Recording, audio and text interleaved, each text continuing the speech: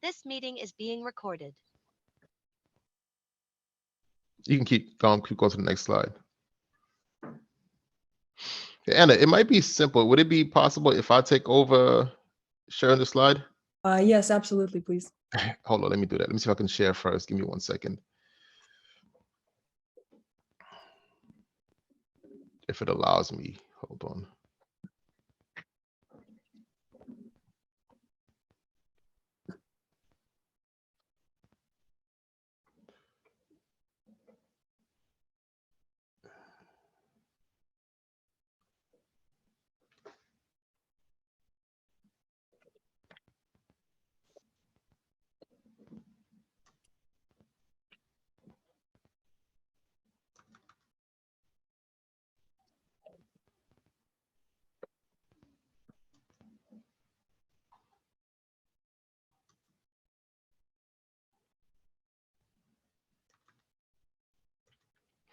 Thumbs up in the comments if everyone can see the slide. All right, phenomenal. Now the party is trying to get this its turn. Is it working? Yep. All right, there you go.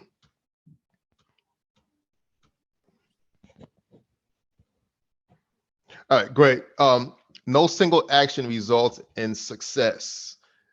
Okay, when you're building the business plan, one thing I always like to say, be prepared to revise it every single day you can. So the first draft won't be it. All right, you're gonna get pushbacks, you're gonna get feedbacks and inputs that you'll be able to apply within the business plans. And the same goes when you're building your organization. All right, it's the little things that's gonna lead to the bigger picture. So don't be upset or don't get discouraged if it's not moving as fast as you want. Okay, so just keep that in mind. Fox knows many things, but the hedgehog knows one big thing. Okay. As a business owner, and speaking from experience, you won't know it all.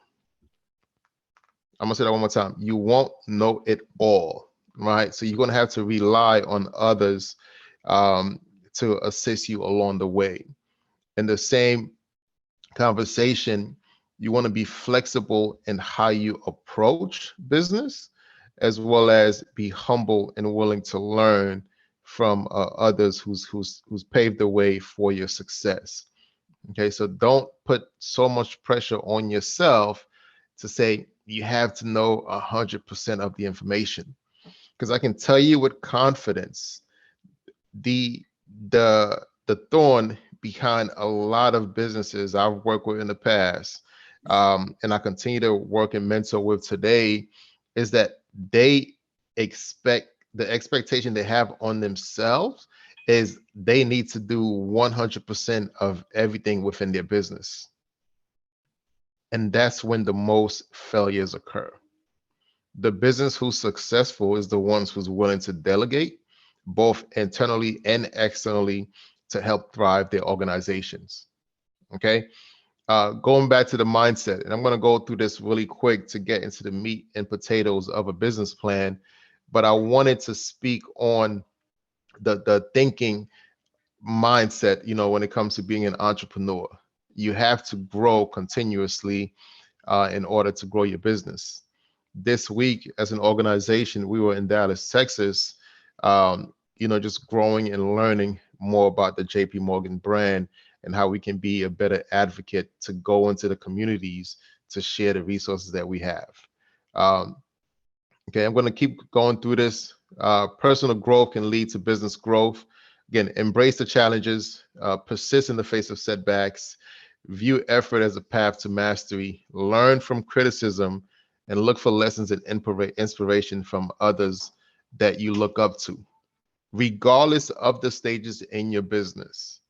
I have a client today, a government contractor that we are mentoring. Okay, and my whole goal is to mentor and provide resources. Well over 7 years in business, successful Black minority owned company. Even though they're grossing over $3.5 million a year in revenue, there were still hiccups within the organization to prevent the larger contracts.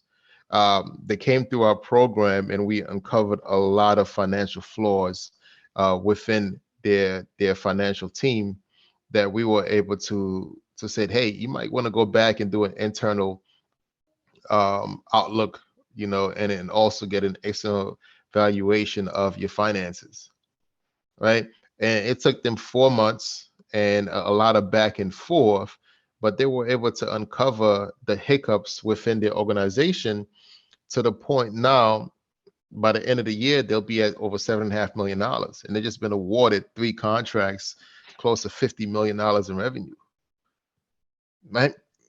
7 years strong in the industry. They thought they knew everything, but taking a step back and really understanding where they are and the facing current challenges and growing and learning, from others has really, catapulted their business to the next level. Okay. Again, we're going to talk about grit, which is just the stickiness of looking to incorporate within your business a heavy foot, you want to call it, where you're going to be persistent and you're going to be continuing to move downstream regardless of what adversity comes in your way. So just a quick concept. We spoke about your why. All right, what's the reason you want to get into business? We talk about the flywheel, having a continuous cycle, a continuous level of improvement. We spoke about the hedgehog principle, which is pretty much the stickiness of an effective business mindset, which leads to effectiveness, business operations, and eventually growth and success. We talk about the growth mindset. As a business owner, the internal culture you develop within yourself will be shared within the organization that you do build. So if you're going to think like a winner yourself, eventually that's going to spread onto your organization. And then the grit aspect is the stickiness, the persistency that you have continuously, day in and day out, to be persistent about your business. Okay, I'm going to go ahead and pull up, and I'm going to go through this because it's going to be part of your business plan when it comes to the executive summary. Okay, I'm going to go over the purpose, the mission, and the vision. When you're writing a business plan, something called an executive summary. Okay, by a show of hands, how many individuals have written down the executive summary?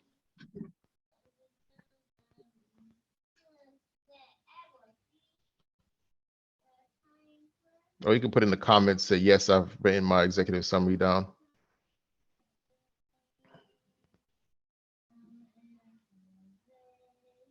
No one? Interesting. How many individuals know the purpose and the mission of their company?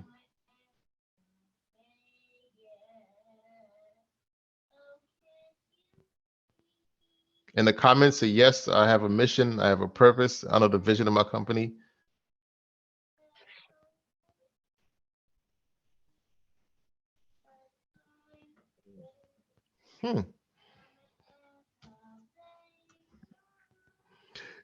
And define mission, right? And I'm gonna put this down. Rodney, thank you so much. He said yes, put writing it down clearly is underway. Wendell, I have a mission. The mission is, how does your business do what it does? And I want you to think about that question. This is an internal processes question. How does your business do what it does? Regardless of your business, how does it do what it does is the mission. Okay. The vision is, what big change do you want to spark your business to spark? Okay. And then write these questions down, and I'm sure Anna will share the presentation with you. When it comes to mission, you have to define, how does your business do what it does? And the vision is, what big change do you want your business to spark? Okay. Of course, you want to write it down on paper. Focus on big ideas, evoke emotion, and imagine the future. Be concise and get input. I'm gonna show you a different slide really quick.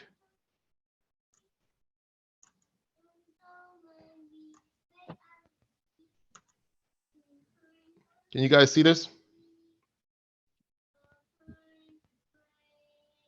Yep. Okay, good. WBDC, by the way, is a organization that we work with here at JP Morgan Chase that helps minorities get certifications. Black owned business, disabled owned certification, women owned certifications. Okay. And because they work with us internally as JP Morgan, if there's any fees associated with those certifications, after you get the certifications, we at JP Morgan Chase and through WBDC will issue you a credit or a refund for the fees you pay to get certified. They have a wonderful business plan outline. And I know Anna's going to share this as well. So let's start with the business description. Okay, I'm going to go over each line item. I'll stop, answer any questions you may have, and then we'll proceed with the others. Business description, the basic necessities you need, the name of the company and owner, what you do and for whom, what need do you meet, again, mission, purpose, what are you offering and why is it important? Okay, and of course, the vision of the company, 1 to 3 year goal for the company. What's the current vision? So as entrepreneurs and as business owners who's always thinking of ways to improve, whether it's the economy or our own financial situation, if we go to market with a business, you have to have a mission and purpose. The business, whether it's product related or service related, has to serve a purpose. Whether it's a gap in the current economic times you want to fulfill or you see a need for, or you go into market with a product, what is that product for? Right? Is there a demand for the product? Is there a market for the product? Okay. Again, what need do you meet? Whether it's your product company, your service company, and the mission and the purpose, what are you offering and why is it important? And the vision, 1 to 3 years from today, where do you see yourself going within the organization? Give you a quick example. A client came to me, I should say, 3 years in business. They looking to get into government contracting. Okay, and this is an important reference to understand the nature of your business, the mission, the vision, and the purpose. Okay, they want to get into government contracting. So when they got started, immediately someone advised them to go get their 8A certification. And if you guys know anything about the government space, 8A certification has a time limit from the day you acquire it to the day it expires. And once it expires, you can never ever get that again. So you have a window when to use that certification. Well, they got it in year 1. Okay, kudos, but also, right? It's a big, right? But they haven't established the mission, the vision of the company, and they're 3 years in. So that means that they have less than 6 years remaining, right, within that certification. So what I'm saying this to tell you is, unless you understand the mission of your business, the purpose of your organization, and the vision, you will be handicapped when you go to market. And if you're dealing with 8A and you're dealing with the government space and you have a short window, it is best to be established, to have a product, to have a service, to be able to scale to meet the government demands prior to going after 8A certifications. Right? So it goes back to the business description. If you've written it down and you understand where you are today and you're constantly revising it, you won't fall into a similar hiccup where now you're scrambling against the clock when it comes to what you are looking for when it comes regarding your business. I see Jamie mentioned just chatting about an 8A with friends last night. Yeah, it's a great opportunity. But it's like any other opportunities, if you're not coming in prepared for the opportunity, okay, you'll fumble the ball regarding your business. Any questions on business description? Anybody want to share their thoughts, feedbacks, any comments they want to make? I have one question about mission. Prior to this particular slide, you said mission is how does your business do what it does? I'm kind of having a problem reconciling that with what the slide says is the purpose. What are you offering and why is it important? Okay. Great question. And your name? Wendell. Oh, Wendell. Thank you so much, Wendell. So how does your business do what it does? Right. Let's pick a generic service. Or Wendell, if you're comfortable, you can share what your business does, or what service or product you offer, and I can probably reference that and to answer your question. Yeah, well, potentially, because it's not up and running yet, but potentially it'll offer landscaping services first to the community and then to the surrounding metropolis. Okay, great. I guess this is a great example when it comes to the landscaping, right? So Wendell, when you're writing down the mission of your business, right, it's landscaping. So what are you offering when you approach your potential clients, right? And then if you want to get deeper into that conversation, you can say, I'm offering landscaping. Well, what about landscaping are you offering?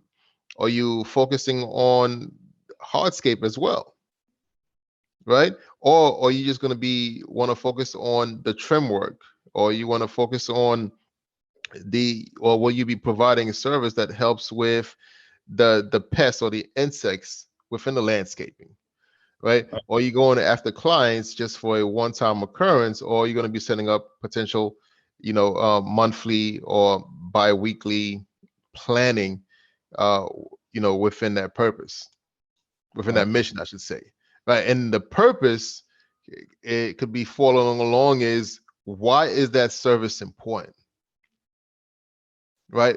Why is that service important to your potential client? And in the same conversation, why should they use Wendell to provide this service to my household?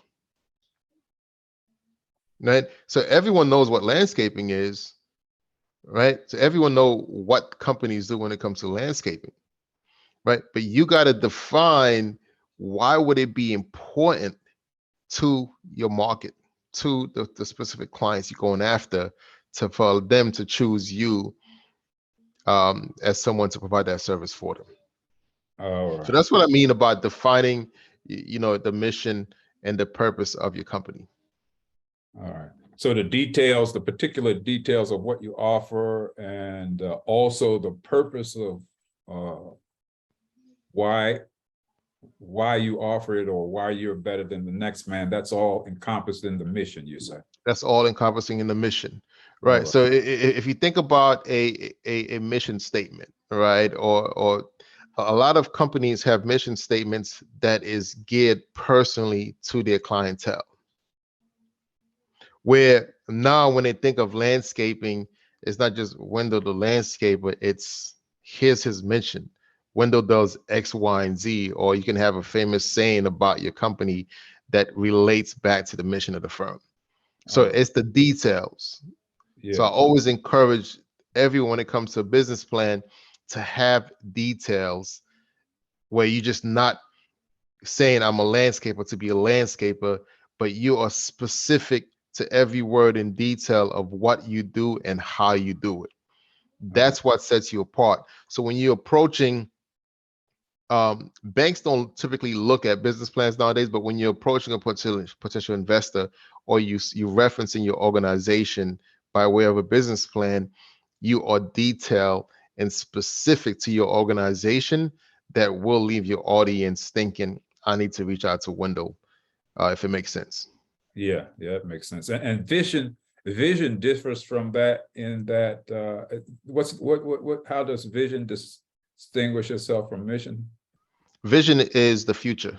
The future. All right. So when you think of vision, think of where will I be as a firm in the next 3 years, the next 5 years? All right. What's the goal? Gotcha. Well, when I was starting my my franchise, I went through the same, example in training. I said in 4 years, I wanted to have 6 locations and 60 plus staff members. I sold it prior to 4 years where we had 3 locations and 40 plus staff members. So Mhm. you always want to define and be specific with your goals, because goals will lead to process, right? The end of the game is not just the goals, it's the process to get to the goals. Because once you hit a certain goal, your process still has to be in place to allow you to go past that goal and shoot for higher goals. Does that make sense? Sure. So the goal is not the destination, it's the process in place. Mhm. Let's jump to the next bullet point. If anyone else had any question, Wendell, thank you so much for speaking. The market. When you're creating your business plan, you have to know your market. You have to know your market. Okay. The reason for your product in this specific market. What's the need? What gap you looking to fulfill? What problem occurs? And how can your specific business solve those needs? If Wendell is bringing his landscaping company to market, it could be because a client or commercial client has brown spots. Or if you're living in Maryland like I am, you have the crab grasses, which I dislike a million times, right? So that's the need. I need to figure a way to solve the brown spots, the crab grasses, the insects in the trees. Okay, what's the gap? Well, the gap could be, right, there's so many companies within that space and none of them can fulfill this specific need, and I'm coming to market with a certain formula that's going to help with the crabgrasses, right? So the need, the gap, and the problem can all be tied into one. What's the solution? Well, Windows Landscaping provide continuous service and repeat treatments to help solve the crabgrass situation, solve the brown spot situation.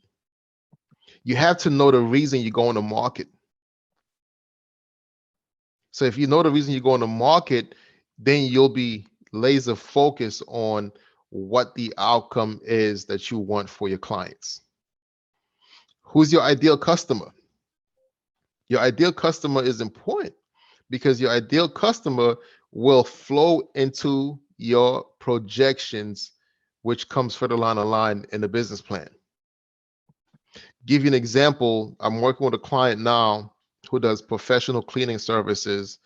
And when they started our coaching program, they were laser focused on going after residential clients, residential household. And they had a goal of $100,000 a year. I said, phenomenal.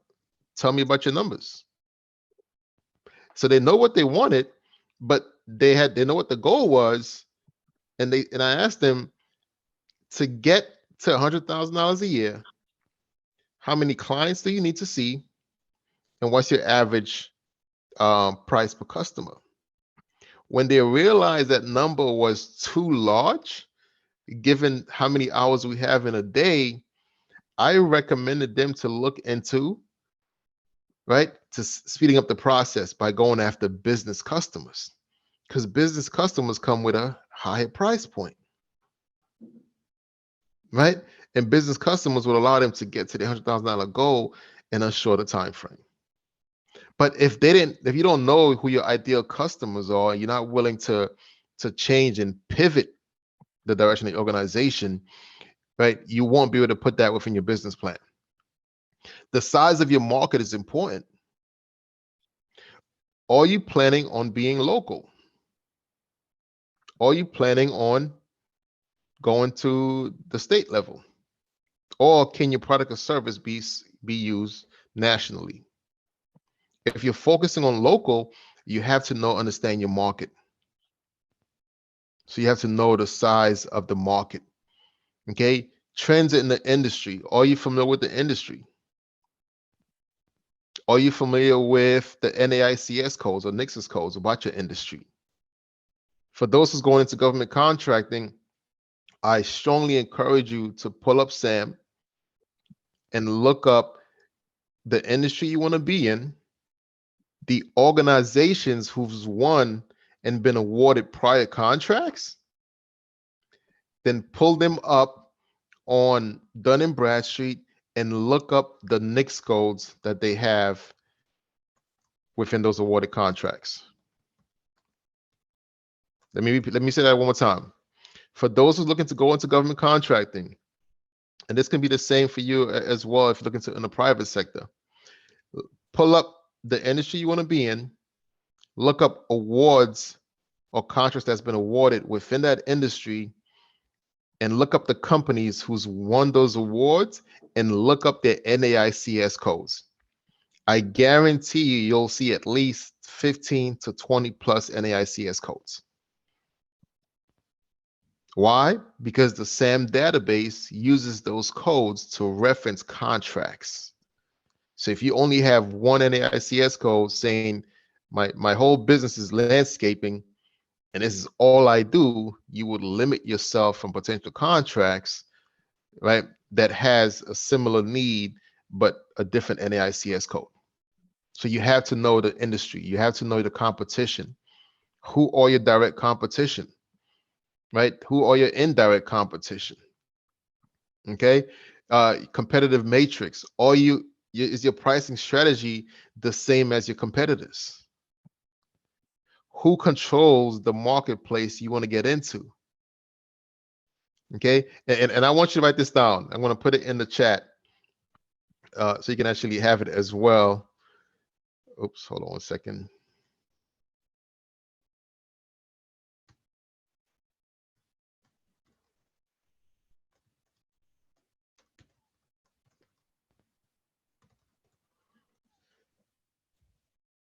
I spelled duplicate wrong, but R&D. Everyone calls it research and development. I call it rip off and duplicate. If you have a competitor in your space who is winning contracts, who is closing deals, who controls the local market, go to their website, look up their flyers, find out what they do, how they do it, call them and become a potential prospect. Inquire as a customer what they do, how they do it, how they'll service you. And when they're going over their processes, you taking notes and then picking out bits and pieces that you can implement into your own market research. Does that make sense? So this way you are leveraging their experience and the thousands of dollars they spend on their marketing materials, and now you're ripping it off and you are duplicating it for your own company. And of course, change the color of the logo if you have to, right? Next tab, marketing and sales. So we spoke about business description, and I want you to visualize a business plan. The business description talks about your company, who you are, what you do, and why is it important. The market is telling the individual you're going to present to that you understand the reason for your product or service. You understand the market that you are targeting.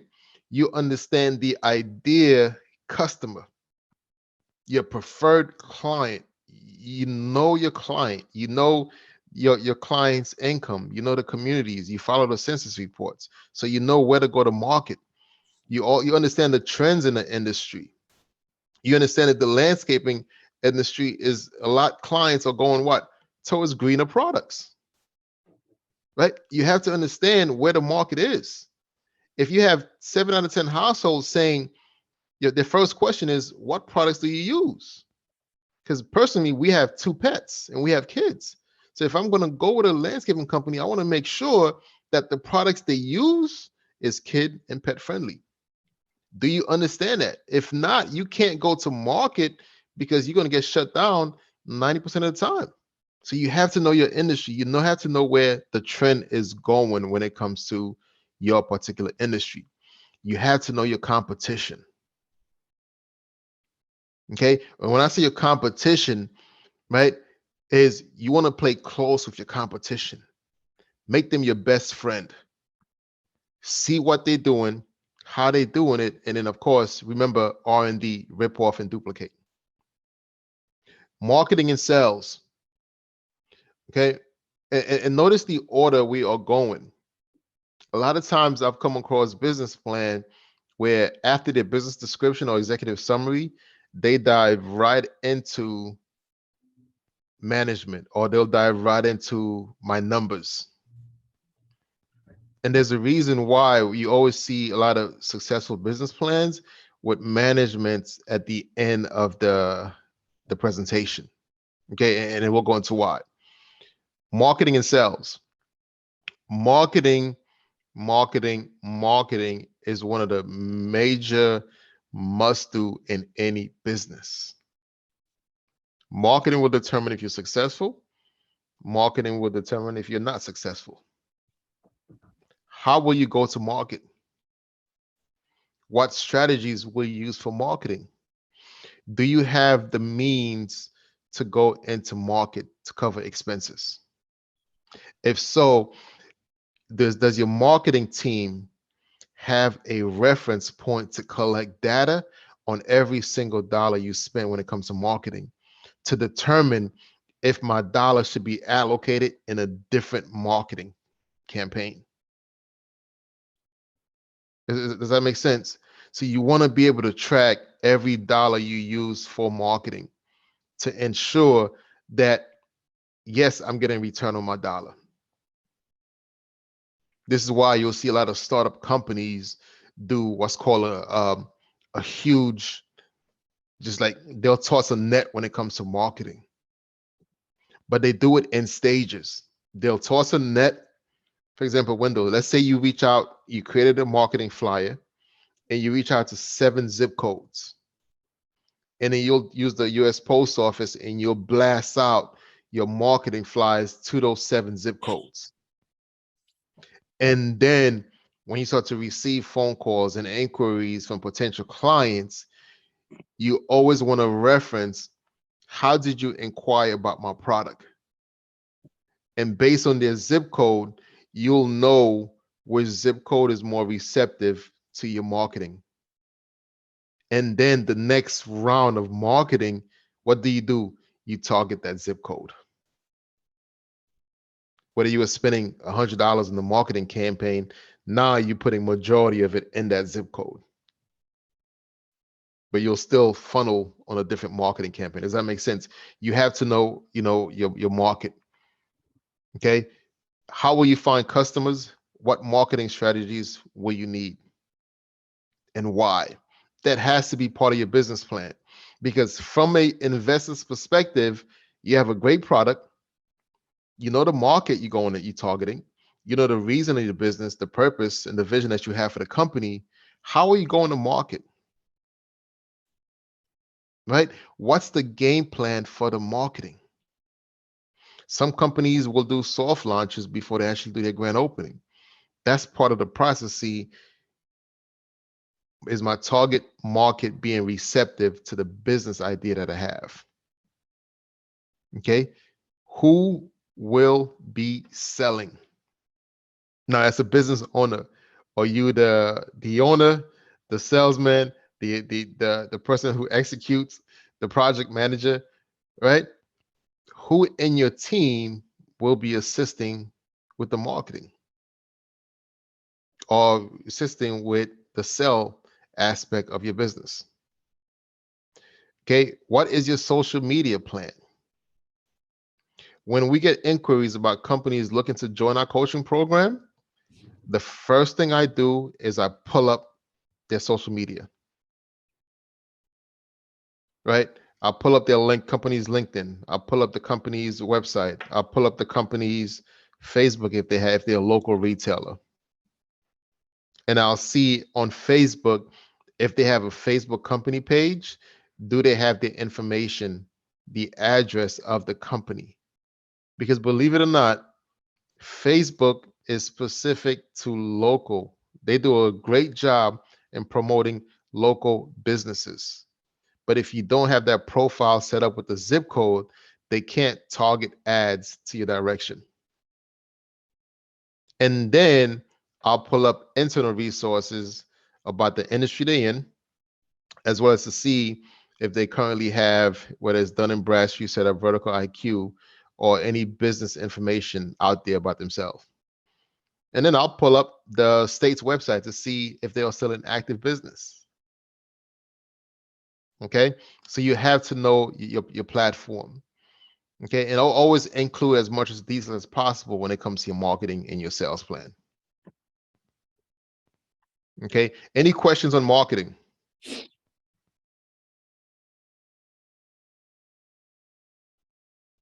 All right, phenomenal. Now let's get to the numbers, the operations of the business. And here's why you want to spend a lot of time on operations. Because it's all about the numbers. Whether you're focusing on $100,000 a year or $1 million in your business, it's the numbers. You should be able to plug in numbers to your projections, and you should have an outcome of those numbers that are close, if not 100%, based on your business capacity and your operations. Give you an example. Wendell, I'm going to be using landscaping, if you don't mind. If you focus on $1 million a year, and I'm talking top line numbers, gross revenue. If you want to get to $1 million a year in 3 years in business, what I always encourage you to do is a couple things. $1 million a year requires X amount of clients. It's simple math, right? If each client annually pays you $1,000, right? How many clients will you need to get to $1 million a year? Anyone who's excellent in math? Is it 10? Is it 100? Is it 1,000 clients? Right? My point is, the number don't matter. The fact that you know what your price point is, and you know what your goal is, you should be able to fulfill the middle with numbers. Okay, to get you to where you need to be. So why do I say the operations and the numbers, you have to take time into it, is because you cannot just toss out numbers and say, I want to make $500,000 a year, and you don't know what the operation process is. You don't know what the sales cycle is. Okay. Again, one of my clients in same dry cleaning, professional dry cleaning company, they reached out recently. They got their first proposal for a business customer. I said, congratulations, tell me about the numbers. Well, they said, Hans, the client is going to pay me $20 a load, and they can do 2 loads a day. They said they're excited, right? It's their first business customer. I said, okay, great. Break down the numbers for me. Well, they said each load is $20. That's $40, a day. I said, great. What's the cost per load? What's your average cost per load? And in your average cost per load, I want you to factor in your traveling time. And I want you to factor in the expenses from the supplies you'll need to do the dry cleaning, as well as the cost of the machines. And I want you to factor in the cost of the hard costs, right? Which is the constant cost, the utilities, the water, the electricity. Now, when you break that down, how much are you paying yourself per hour to do each load? Reality hits. If you're signing up a client for landscaping services, you have to know your fixed cost. You have to know how much will the supplies cost for X amount of yard? What's the average price? How long will it take myself or my employee to complete the work?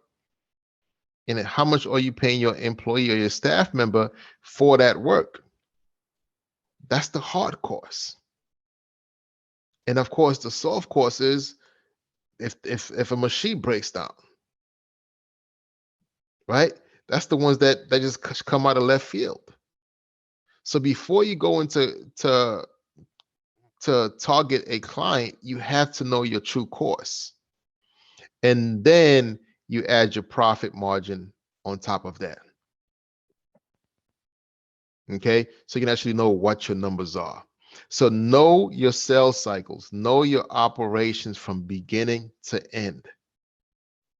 When I was a business banker, clients would come to me all the time and say, Hans, I need $100,000. Hans, I need $1 million. I need $10 million. Great. Why do you need it? Well, I'm looking to grow my business. So what part of the business are you looking to grow? I need to hire more staff. Why do you need to hire more staff? Right? I had to ask them enough questions to understand the foundation and the base of why they need a $100,000 line of credit. Because we had to explain that to underwriters. You guys follow me? We had to explain the need of the capital to our underwriters. So I had to understand their business from beginning of the sales cycle to the end of the sales cycle. So if you need more staff because your business is growing, wonderful. What's the gap that you have from the course when you're getting paid from your clients and paying your staff? That gap is your true need. So we speak on the gap. So you have to know your operations from beginning to end. Who, what, where, when, and how. Okay, oops, hold on a second.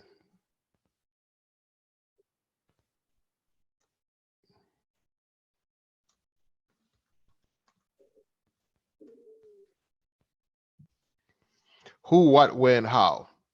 Okay, and this is where you describe any key vendors or partners you have. If you are a solopreneur, meaning you're the only one in business, and you're outsourcing a lot of your work, you have to have your key vendors and partners in place. Okay, do not approach a client or go into a contract unless you know your vendor's pricing model, your partner's pricing model. Because if you're taking lead on that contract or the proposal, okay, your client will always come to you and they'll pay you. But you have to know what your vendor's pricing model is so you can add that to your potential proposal. Does that make sense? That's your operations. Your operations is the glue of your business. You never want to operate and acquire contracts and be in a negative. Don't get excited for a client who says yes to your services. That yes can be a negative net every single month unless you know what your numbers are. So it's important in your business plan. You have the description, you have the market, you have your marketing, your sales in line. You must know your operations. You must know what your pricing strategy is. Okay. And you have to have your hard costs, your soft costs, and your expenses in line. Because if supply chain issue, we've seen it the last 2.5 years, prices go up, you have to be able to distinguish which item price went up in. And if so, how will that affect my pricing strategy. If the price of weed killers went up, right? It went up. Therefore, your hard costs increase. Do you decrease your profit margin, or do you increase your profit margin and pass that cost on to your customer? Right? And going back to research and duplicate, or rip off and duplicate. Think of the recent gas situation that we just had. Right? The whole industry said price of gas is going up. The big corporations said, right, we have to increase prices to meet supply and demand because of supply chain issues, getting, products, finding drivers to deliver the fuel. A few months later, when the financials were announced, they had some of the largest growth revenue-wise in that industry. They passed on any cost and then some to who? Us, the consumers. Remember, you're in business, right?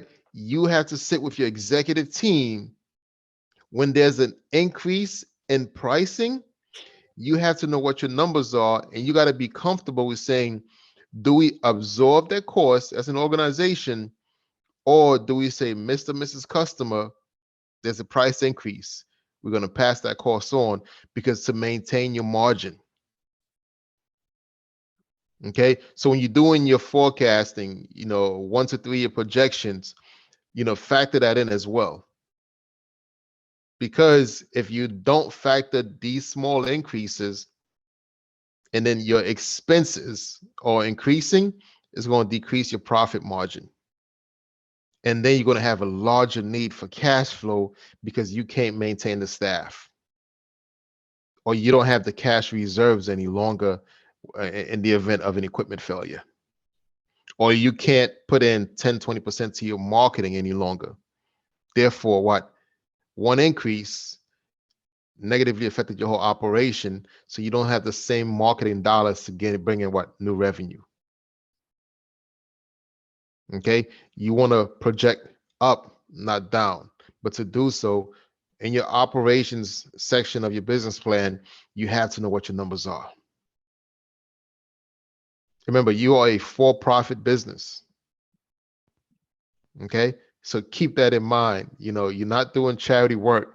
If you're for-profit, know what your numbers and your margins are, and either you stick with your growth percentage, if so, you increase to meet the need, or I never encourage clients to decrease their profit margins, right? If your service is good, you know what your mission is, you know what your vision is, you know the importance of your product or service to the market, why should you feel you need to decrease your pricing when competitors that you have in the same industry are increasing their pricing? Okay, so your business plan eventually will be your operations manual. You can turn to it and say, my industry is doing X, Y, and Z. We need to do X, Y, and Z. My industry is pivoting to greener products. We need to pivot to greener products. Okay, the industry is shifting to more skilled staff. We need more skilled staff. Je parle français, Roxy. Okay, so keep that in mind. Operations is big. Any questions on operations?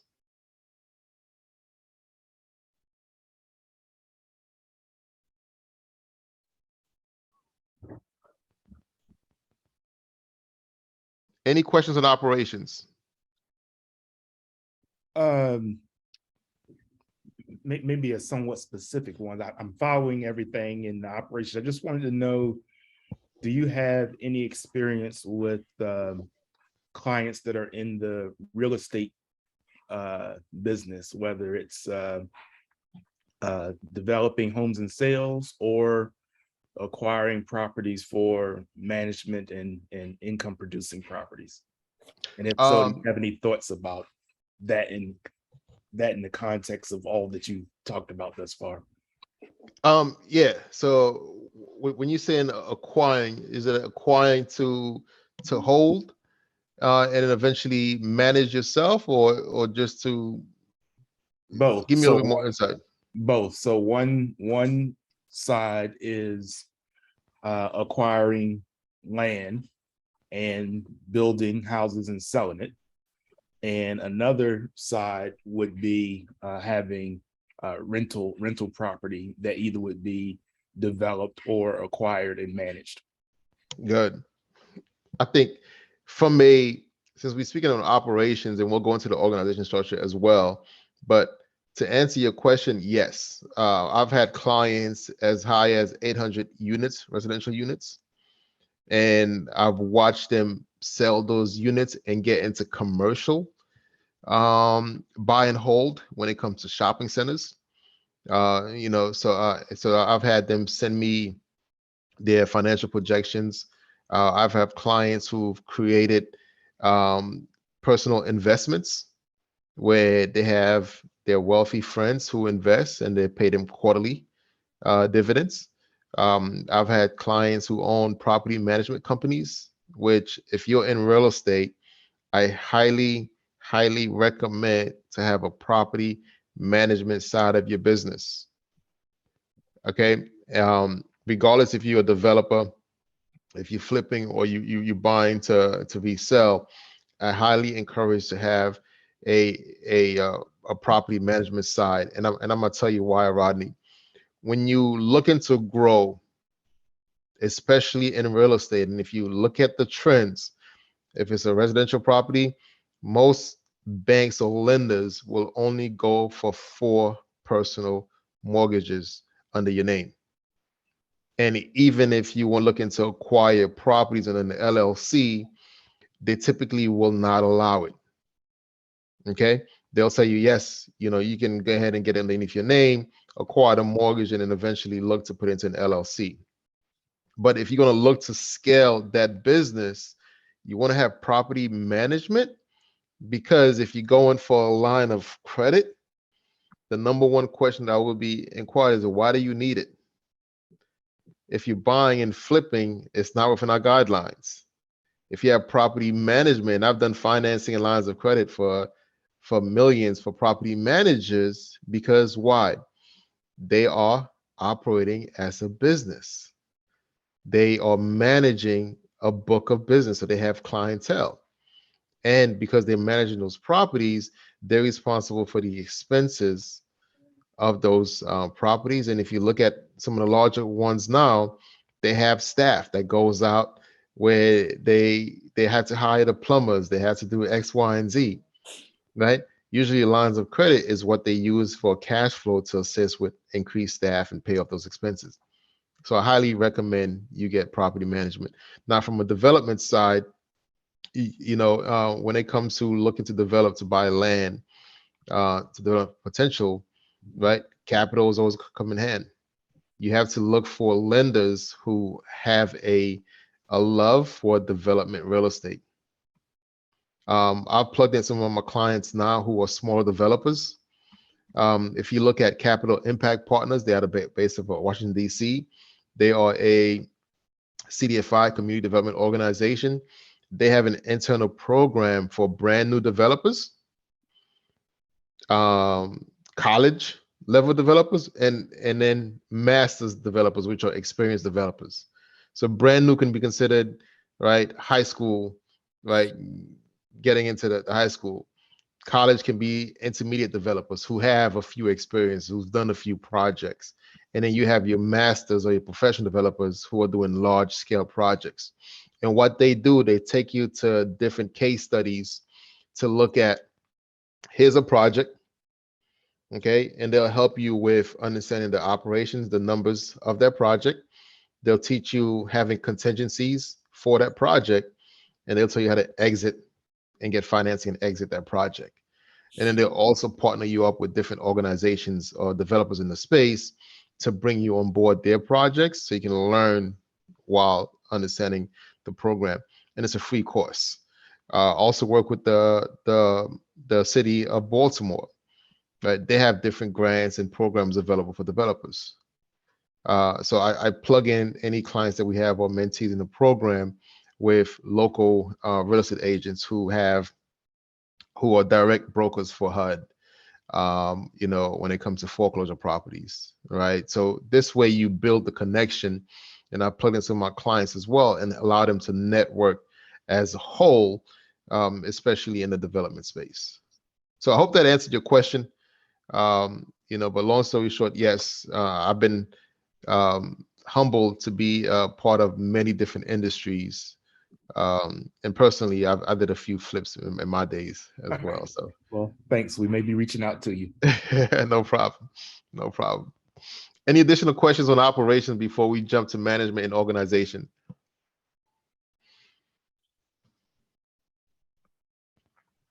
Awesome.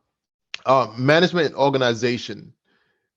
This is when, if you want to call it when the rubber meets the road, this is when you as a business owner get to talk about your experience.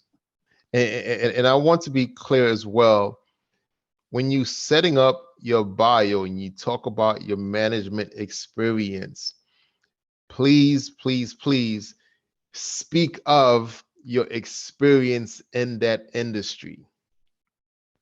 If you're starting up a real estate firm, Rodney, right? You're not brand new to real estate, right? So when you're talking about the organization, you have X, Y, and Z years experience in that industry. Because I've seen a lot of firms come in and say, yes, I've only been in the industry, or I started my business last year. I said, wait, how long you been in the industry? 15 years. Well, you have 15 years of experience. You have to highlight your expertise in the industry within your bio. Okay. I strongly recommend as well, you input who the core of advisors you have advising you of your business in your bio. So if you have a CPA who's well known, or if you have a business attorney who's well known, if you have business mentors who's well known, ask their permission and include them in your bio. This way you have a solid management team around you advising you on your business. Okay. When it comes to your organization, that's the legal entity of your business. And this is where I strongly recommend you reach out to a CPA who's understands your industry, right? So if you're speaking to a CPA, Rodney, about getting into development, and they have to understand the development industry as well, so they can better advise you. And always look for a team of advisors who stays up to date on industry information. So your CPA, yes, they got to be updated on the new tax laws, but they also got to be updated on the industry as well. So in the event there's an announcement by the government or a certain grant that's being awarded to your industry, they'll reach out and say, hey, Rodney, take a look at this grant. It's being awarded to brand new developers. Maybe we should apply for it. Okay, your CPA has to be your advisor. They have to do annual tax planning with you and your team. If they're not doing that, find out why. Your business attorney should be out there, giving you insight as well on, legal changes in the laws. Your business insurance should be telling you, hey, the rates are going to be going up for X, Y, Z industry. Let's hedge our position now. Your business banker should be advising you on not only their bank services internally, but also what's happening in the community that you're serving. When I was a business banker, one of my biggest assets was I was always out in the community. I would gather information. If it's relevant, I'll send it to my clients. If there's a new, for example, recently, a lot of companies been applying for ERCs, the earned income revenue credit by the government, right? I've sent out information left and right to my clients and say, hey, if you had a W-2 employee in 2010 and 2019, in 2020 and 2021, due to COVID, and you maintain that employee on payroll, Find out from your CPA about the ERC refund, which is a 10 to 26,000 minimum per W-2 employee from the government that you never have to pay back, right? Keep in mind, so when your management team and those you turn to for support, right, it has to be advisors that understand the industry and the opportunity that you're in. Okay, other key personnel. If you have a corporation and you look into, if you bring on any partnerships, whether it's a capital injection partner, right? Always look for partners who not only will provide resources financially, but also different opportunities as well. It's a one thing when you're going into business, you have a solid partner. Yeah, I'll give you, 50% of whatever you need. But you're also looking for a partner with experience and expertise that in a network that's going to allow you to grow and expand your operations. Okay. Also within the management team, you want to put in what would be the duties of the management team? What's your specific role? If you have partners, what are their roles? If you have a CFO, what are their roles? If you have an operations management, what are their roles? Right? Include that in the management structure of the organization. And then collectively, you can always write a summary about the management team, the organization, and the path that you guys are going to. Right. So that's the full scale of a business plan. Okay. The business plan is and will be your operations manual going forward, where you always turn to, revise, revisit, and ensure you are on that track. And this will eventually be your processes, right? You know how to target your clients. When you target a client, you know the sales cycle of that client. And you know your marketing that you need, you know the operations, of course, you know what the management of the organization will be doing going forward. So I'm going to stop there. And again, opening it up for any questions that you all may have, that I can assist you with.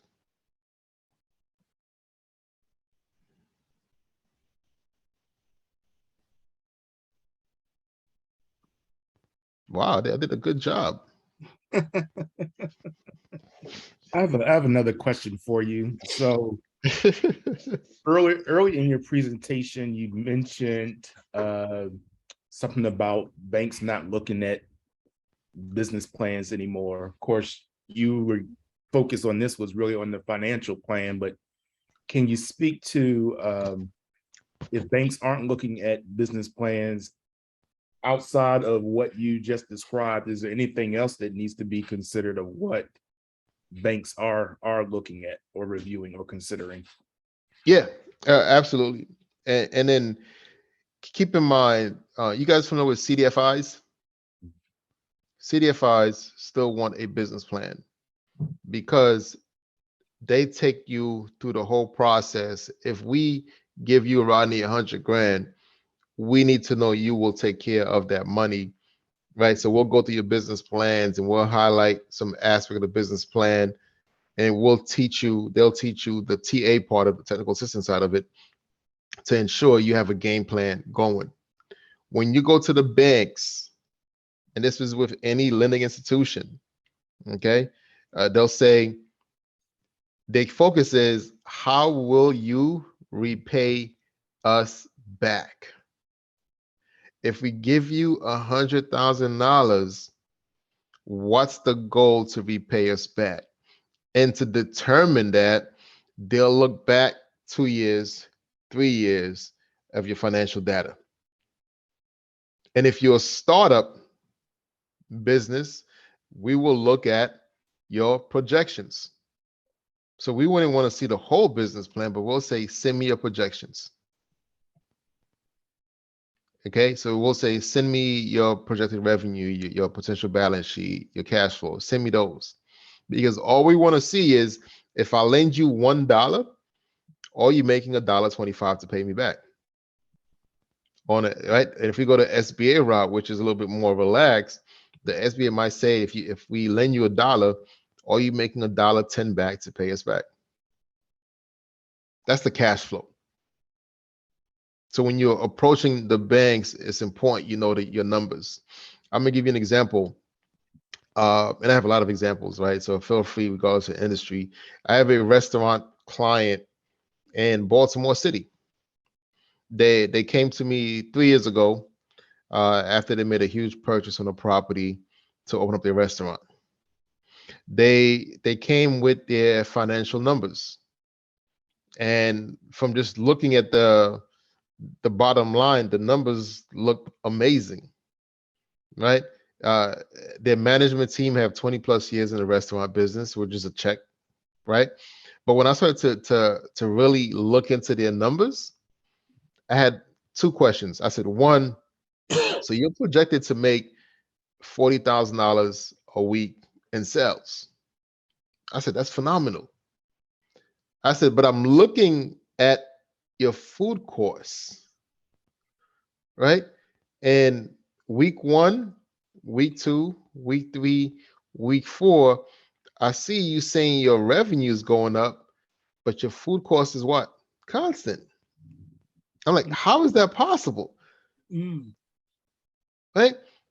How are you increasing in revenue, but the bulk, which is 30 to 4% of your expense, which is food, is staying the same? I said, you must have a sweet deal. If you do, you might as well start a cooperative in the restaurant business and share with your colleagues, right? And then I looked at the staff salary. I said, if you're doing 40, and then again, common sense, right? You're doing $40,000 a week in the restaurant field, you must have a lot of staff, right? You must have food costs. Look into that, right? If you flipping that many burgers or you cooking that many steak and potatoes, what goes up every time you turn on the gas or the oven, right? The price of your utilities go up. So if your revenue is increasing, your food costs are staying the same, and I looked at the utilities, it's staying the same. How is that possible? So my goal, right, with what we do now is I dissect business plans, I dissect operations, I dissect the financial data. Because when I go back and say, hey, Rodney, you need to revamp this operations and look it over to make sure the numbers you telling me, right, is what your actual business projection is. Because once a bank sends the package down to their underwriters, they're not going to come back with questions. Because if you're asking to borrow, and this is for everyone on the call, if you go into any institution to borrow, you have to ask yourself the question, would you ever lend to yourself? Based on the financials you're giving me, would you lend to yourself? And why would you lend to yourself? If you can't answer those 2 questions, take a minute, revamp your financials until you're able to answer those 2 questions. Hopefully that answered your question.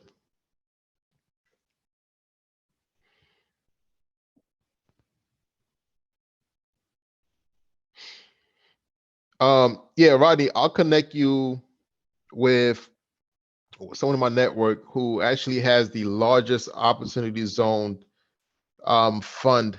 Where you located, Rodney? Norfolk, Virginia. Okay. So they have one of the largest opportunity funds in the country. So if you're in an opportunity zone and you're looking for opportunities there, I'll connect you with the director that works the DMV, and then they'll be able to talk to you about their process and guidelines and what's available, so you can talk to them about the opportunity zones. So they pretty much fund projects and opportunity zones, residential or commercial. So Okay. Yeah, no, I appreciate that. I have some familiarity. I just didn't and know of some folks that have done some investments or started qualified businesses in the area. I haven't necessarily seen, at least one of the criticisms about the zones is that the targeted businesses or targeted people that actually live in the zone don't always benefit, that it's usually more beneficial for larger entities or folks who have much larger investment capital than what small businesses may typically experience. And so I'm just trying to get a sense if you had any feel for that at all. Yeah, and then it's funny you mentioned that when opportunities zone came out, and for those who don't know opportunity zones, please look it up. It's not only for businesses operating in low-income communities, but it's also for businesses who have employees in those communities as well. So it's multifacets. And when I first came out, it was all about the big time investors with money setting up shop in a location to get additional funding, where the government would give you X amount of loopholes or tax credits, to maintain those opportunities, for years. And I think it's 10 years if I'm correct, if not more. So if you're looking to get into that space and you're looking to start a business or buy a residential or commercial property, the Opportunity Zone Fund will allow you to do so, where you'll get capital injections from partners. We just did one in Baltimore, a major funding where the client is opening up one of the first fresh grocery store, supermarket in that community, and it was funded by an Opportunity Zone fund. And it's the same fund I'll connect you to, so you can get information about what they're doing and the projects they are. So yes, if you live in the community, and the reason why a lot of individuals haven't taken advantage of it is, one, they don't have the information, or they're not looking to get the information. Right. So part of the research plan that I spoke of is you have to know your industry. And that's for any business. If you want to open up, I don't know, a sock business, right? Know the different types of socks out there. Know that there's a new market where people want organic socks, or people want socks with toes, right? Where each toe goes into part of the sock. You have to know that. If you're looking into getting into real estate, know what's trending. Okay, know the tax laws. You have to know your industry. If you're looking to be a consultant, know your industry. Now look up the competitors and see what they're doing right. If you're looking for a nonprofit, know the ins and outs of the nonprofit. Apply for your 501c3 immediately. Don't go to look for grants for your nonprofit if you don't have a 501c3, because you won't get past the first door. Right? So you have to know your industry. You have to do the research for the industry. I was looking for one of the slides to give you guys an idea.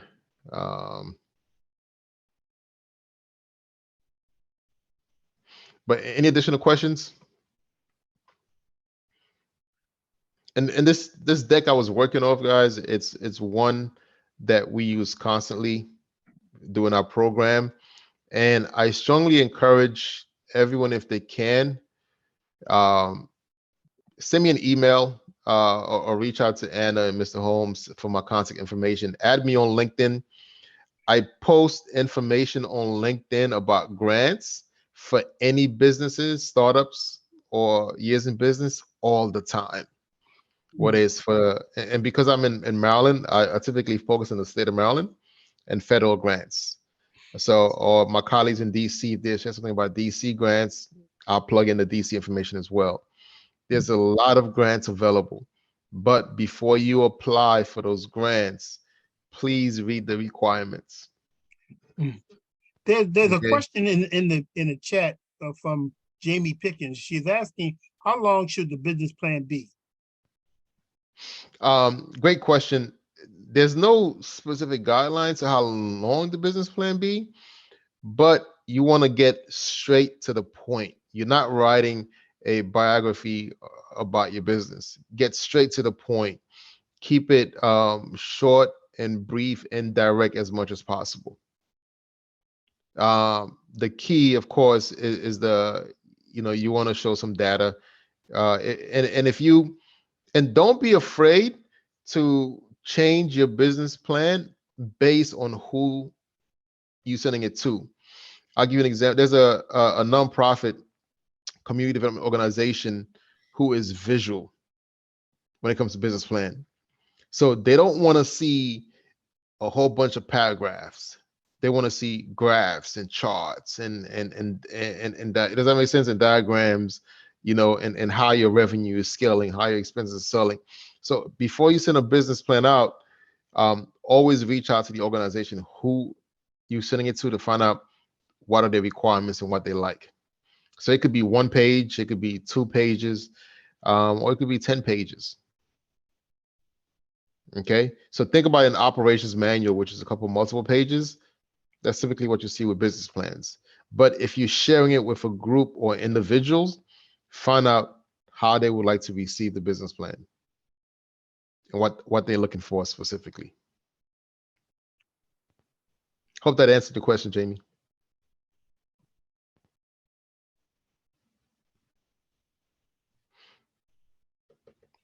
And along with business plan, if you don't have a capability statement, please work on one. So the capability statement is like a resume for your business plan. It just highlights, it's a key highlight of your specifics.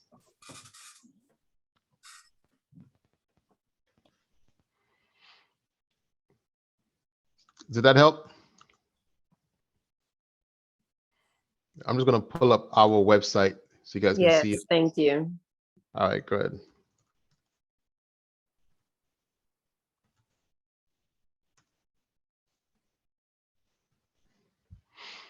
So this is our website.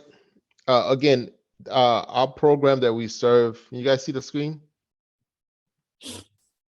Yes.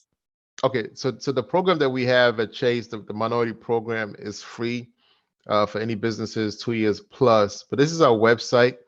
And on our website, this is a great resource. It talks about navigating your cash flow. So if you need help with understanding your cash flow, you can click on here and it comes with a free worksheet you can plug in to understand your cash flow. You have things in marketing. You have educations. Here's Advancing Black Pathways for Entrepreneurs. So if you have a business, you can actually submit a request for JP Morgan to help you market your business. Well, we'll request some information from you and it will have you on our website. And then from time to time, Chase sends out its marketing team to go help those businesses get market. The mentorship program we have on here as well. Supply diversity, diversity and inclusion businesses. So this is a very, very helpful site. I definitely encourage you guys to go in to read and just get the information you may need to assist you. So I'll stop sharing and definitely open it up for any questions everyone may have.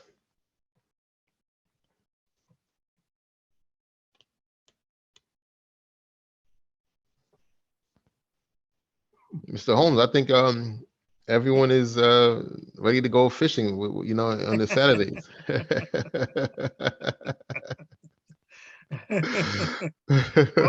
Well, Hans, it looked like you must have done a wonderful job. Yeah. So, is there any closing comments, Hans, you want to just share with folks before we excuse you for the rest of the day? Yeah, I would just simply say, you know, don't be afraid to reach out. When as a business banker, my biggest success was speaking to my clients who had the most success in business. As an entrepreneur, my biggest success was reaching out to mentors who had the most success, right? Because they sharpened up my skills. The network that introduced me was different than the previous network I've had. You won't be able to grow as a business person if you're not getting out of your comfort zone and reaching out to individuals that you meet. If you are in the industry, real estate, and you're a minority, right? There's a huge developers group for minorities on LinkedIn. And they have in-person and live Zoom conferences that talks about the development space for Black minorities, right? Go on LinkedIn, look into it. If you're in the restaurant field, if you're in retail, reach out to successful retailers in your space. Okay, so my biggest takeaway I would say is reach out, right? An open mouth does not get fed. If there's an organization you want to be part of, or someone you wanna network with, put it out there, right? Put it out there and say, hey, my business is doing X, Y, Z. I love to network with such and such individual. An open mouth does not get fed. And one of our biggest hiccups, especially as Black entrepreneurs, we always think that our neighbor is looking to steal our food. This is not the case, right? Sometimes your neighbor may be your best advocate. You may be selling widgets and they making widgets, but you going through the middlemen to get to their widgets because you never asked questions. You never told them what you do. I met a lot of business owners that I say, what do you do? They're afraid to tell me. It makes absolutely no sense, right? You have to share your business with everyone you come across. You have to be your best advocate, right? And don't hesitate to share your business with others. They're not going to steal your ideas. They may know someone or an opportunity to assist you, right? And then look into creating partnerships. Look into creating cooperatives amongst yourself and in the businesses in your industry. If you're in a retail space and you all, for example, let's say you're baking cakes and you know 6 other businesses that bake cakes, reach out and said, hey, if we all gather our resources and we go in to buy flour, we can ask for a discount on 10 pounds of flour instead of you buying a liter each. Does it make sense? And the major companies who are successful do that all the time. And they'll tell us minorities not to network with similar businesses. That's the biggest hiccup in our society. So don't hesitate to reach out to your colleagues, network, tell them, hey, how can we help each other? What can we do to support? Right? Or you having hiccups with delivery, right? Or you having hiccups with acquiring sales. Let's put our resources together and say, hey, let's look for a marketing company and say we have 6 companies, 6 organizations looking to help market. What discounts can you provide for all of us? Right? And you're part of Mr. Holmes, right? He has a whole Black cooperative. It's the same mindset. Unless we work together as one and share those resources, we'll never get past, the breaking point in our communities to be successful. So feel free to reach out to me. I'm an open book, man. I tell people all the time, right? I'm one of those guys in the banking system that's leveraged my relationships and expertise in banking to share as many things as I can with the community. So I'll tell you exactly what it is, the good and the bad. So actually, thank you for this. This has actually been really good. And I haven't had a lot of questions because I'm still trying to digest a lot of the things you said. I plan on rewatching it if they do send it out to us. And you can look forward to Jamie and Rodney and I reaching out to you. No, absolutely, man. Just, whatever I can do to support. JP Morgan Chase is really changing the game. And I've been in banking for so long, and I'm learning things that I never knew about what's available, especially to minorities. So feel free to reach out and I'll be able to share what I can. Okay, thank you. And I was already following you on LinkedIn. I don't know why. I don't. I must came across you at some point, but I did send you a connect request. Good. I'll go ahead and get those approved. I have a question for you. We haven't set up an account for our organization yet. Do you recommend? I wouldn't have thought of Chase, but it seems like you guys have a lot of good supportive stuff going on. Do you recommend Chase as a place, to have our business account set up? And is that relationship important? And will that, allow us to take better advantage of everything they have going on and be helpful to us? Or Yeah, is of there a course. typical type of organization that or banking system that you recommend for, organizations? Of course, I'm always going to be biased, right? Being that I work for JP Morgan. But I always say, do your research as well. Don't just take my word for it. I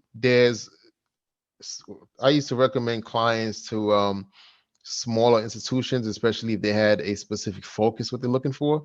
For example, I'll say, hey, go to Eagle Bank. Since you're in real estate, they have a great portfolio for real estate lenders, right? Or I'll say, if you're looking for something small, you're not looking to travel, you just want to go into the branch all the time, look into one of the credit unions. But when you think about resources, what's available to you, you always want to have a huge firm because it's access, right? Okay. And if you're looking for a bank, you always want to have a smaller local bank in the event that they have a heavy focus on your particular industry, that you can leverage the opportunities that they offer. The same way you have an American Express card or a Visa card, right? At the end of the day, I'm in business. How can this organization improve my opportunities to be a successful business? Because every bank has the basics, right? But not every bank has the resources available. And that goes to your team of advisors. When you have a banker, if that banker is not giving you guidance, is not being direct, is not giving you resources, should they really be your banker? Understand? Yeah. So to answer your question, I would always recommend JP Morgan because I see and I've experienced the potentials that we offer as a firm, but more so the resources that we offer, from helping minorities understand certifications, helping minorities with understand credit, both personal credit and business credit, helping minorities understand how to network. We have conferences all the time, all over the country, where we go in and bring in outside resources, outside self-development coaches to teach minorities how to get the business mindset and excel. And those are always all open, whether you're a Chase customer or not a Chase customer. Okay. That makes sense. So when you're looking, I always say, do your own due diligence and then look for an organization that you feel would put you in the best position to be a successful entrepreneur and business owner. Okay. Because my personal experience, I'm a real estate investor myself, and I was told early on that, we should look at a local bank, or I should look at a local bank. And so I checked into one of our local banks, Town Bank, and they just weren't it seemed like they were looking for reasons to not lend to me more than they were looking for reasons to lend to me. So what I use now is a commercial company, a commercial lender. And they just look at the numbers, and I don't have that feeling like, I'm not getting access to what they have. I just feel like it's just a straightforward process. There's no good old boy thing. They don't have an office here. They don't see, we don't see each other, it's all over email and everything. So, my experience has been, let's just go the straight business route. And then because they're a commercial lender, they don't have that thing that you were talking about earlier where, you hit a ceiling with 4 properties or mortgages or whatever. It's as many as makes sense depending on each individual project you got going on. So yeah. And that's why I always encourage, do your own due diligence, right? I can tell you a million times, yes, come to Chase, we're going to do XYZ for you. But that's why I always tell clients is do your own due diligence. If you're banking with us, right? But you need a specific loan, or there's a company that's going to assist you with X, Y, and Z, it's okay to have two banking relationships, Yeah. right? There's no golden rule that says you can only have one financial institution. One of my largest clients, they had a $1 million line of credit with a different bank when I was banking them. They said, Hans, can I close? I said, no, don't close it, keep it. Why would I ever tell you to close and access to capital? Yeah. And what if you can't get it with us? Or if you get it, but it's 100 grand less, and now you have a contract to come in, or you need the full $1 million, then I'm the bad guy, right? So always look, and it's a continuous process. If you're in the real estate side, have a list of all the banks that are lender friendly, development friendly. Build that relationship. My real estate developer who's into commercial spaces, right? He banks with us on the business side, but he has 7 lenders he gets funds from all the time. And they're always saying, hey, bring your whole deposit over. He says, no, I'm good on the deposit side. Focus on what you guys focus at. Exactly. Yeah. You know what I'm saying? That's how I do it too. Yeah, and tell your banker the same. If a banker always tell you, hey, close XYZ out and bring it over, just be like, I'm keeping my line of credit open. Gotcha. You know what I'm saying? So yeah, so don't never close out, especially lending, based on someone's word. Always believe that if you're going to come and get financing from us, you always get the document, the approval first that shows it's contingent upon you closing out X, Y, and Z. Does that make sense? Yeah. And then you can bring on that relationship over, because once you close it out, you already have one standing with JP Morgan Chase or any bank for that matter. If they can't tell you that in writing, then keep your multiple relationships wherever you want. Got it. Thanks. Yeah.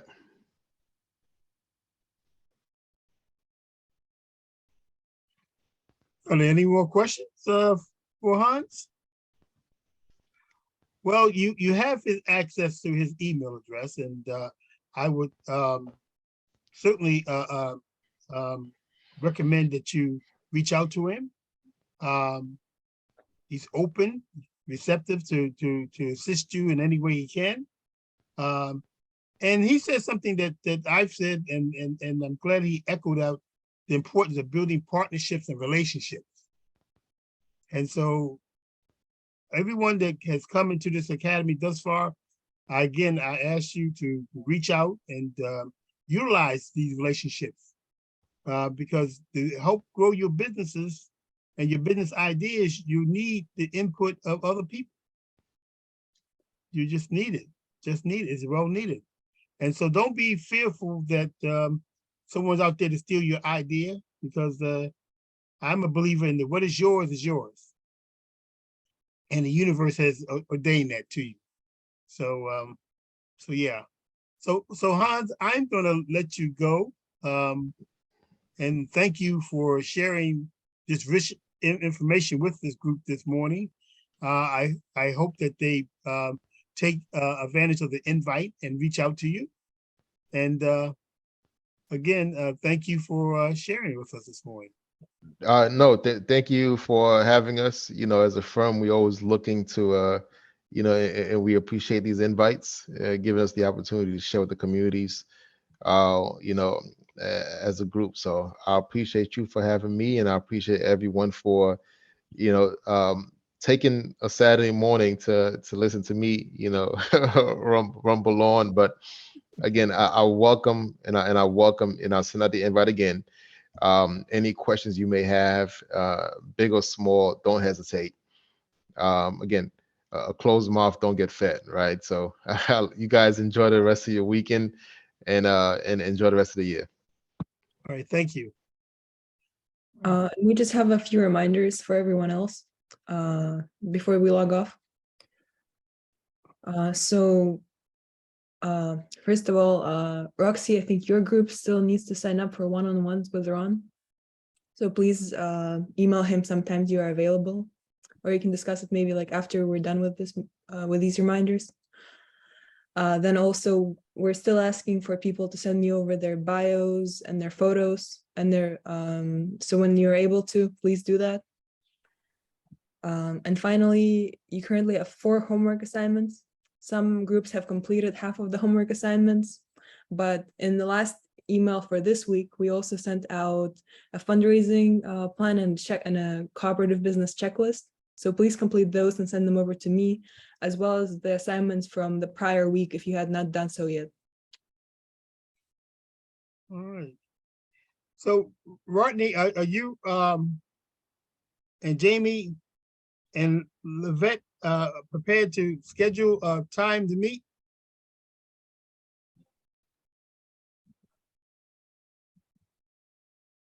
I believe we're scheduled for Monday at 10. Okay, all right. Well, I'll put that in my calendar. I'll send you an invite out.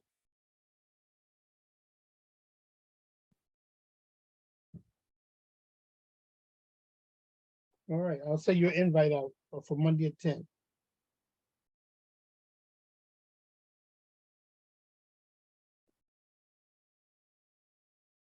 Okay. Well, without further ado, Anna, unless you got some other things to share with folks, we'll convene this session.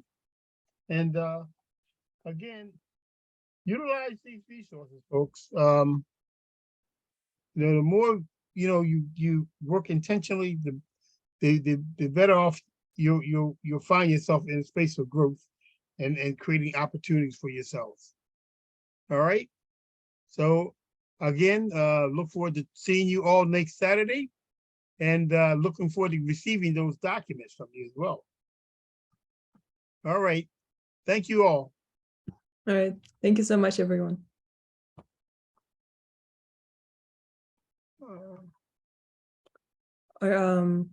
Roxy, are you still here? Did you want to schedule the time to meet now for the one-on-ones?